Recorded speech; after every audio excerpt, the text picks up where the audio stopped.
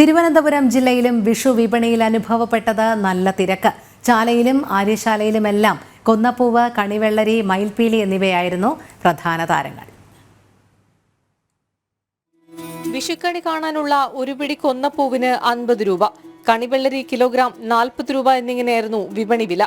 കുഞ്ഞൻ ചക്കയും കണ്ണിമാങ്ങയും പച്ച കശുമാങ്ങയും കൊന്നപ്പൂവും അടങ്ങിയ കിറ്റിന് 100 രൂപയും. വില കൂടിയാലും വാങ്ങുന്നവരുടെ എണ്ണത്തിൽ കുറവില്ല. പൂ കിട്ടാൻ പാടാണ്.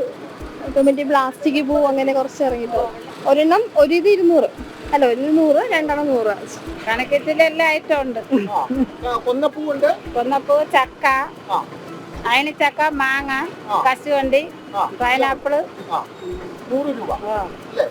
പ്ലാസ്റ്റിക് കൊന്നപ്പൂക്കളും വിഷുവിന്റെ വർണ്ണമായി കമ്പോളത്തിൽ വിരിഞ്ഞു നിന്നു.